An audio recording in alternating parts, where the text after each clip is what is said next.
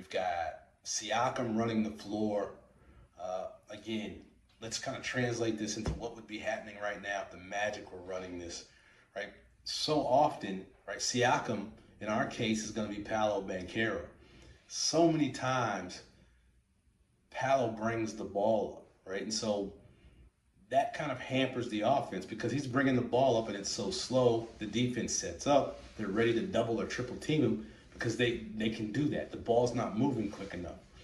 Here we have Halliburton bringing the ball up with some pace. So the ball's coming up. Now watch what's going to happen. Siakam's on the move, works down into the paint. Josh Hart, boom.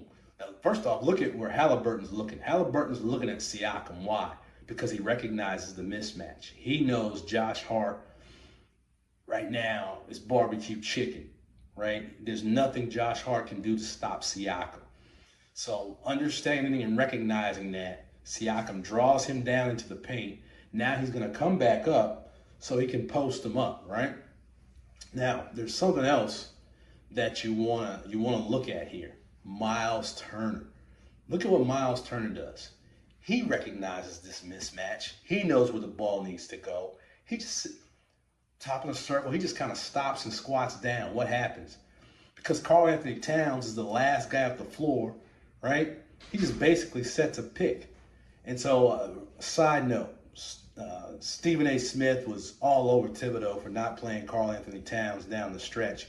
Here's why, all right? You're a clown, Stephen A. You're just in it for the clicks and the algorithm. Because anybody who's watching the game realizes Karl-Anthony Towns has always been that guy who disappears in the clutch. Let's go back to game one. Nobody talks about it because Brunson shot an air ball, but Karl-Anthony Towns basically shot an air ball. It was a terrible shot in that last game that went off, barely nicked the rim. So I think Thibodeau's making a decision because he knows that same reason Karl-Anthony Towns is playing for the Knicks and not for the Minnesota Timberwolves. So that's just a side point because I hear people coming all over Tibbs and this whole, why isn't Karl-Anthony Towns playing? This is why. He just isn't. He doesn't make the plays. You got to make plays. That's what Indianapolis did, right? I mean, that's what Indiana Pacers did. They make plays. So let's go ahead and watch how this plays out, right? Myles Turner made a play here, right? A simple play. Let me just sit down and keep Karl-Anthony Towns out of the paint. Boom. Siakam makes the catch. Boom. Takes Hart to the hole and one. Easy bucket. All right.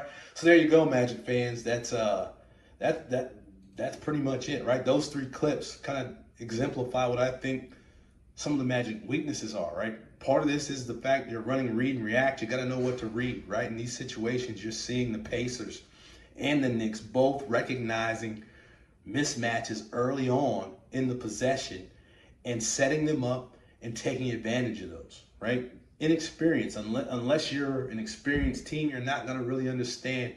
You're not going to see those fast enough. Two, you got a point guard. In each case, we saw the point guard was in charge of the play, right? And then that he got the ball into the position it needed to be in order to take advantage of the situation, right? And then lastly, you got a scheme that sets it up so that you can be successful, right? So, like I said, those are my three things, right? Those three clips lead to my three things, which is, hey, over the off season, let's get better at offense. Let's watch film.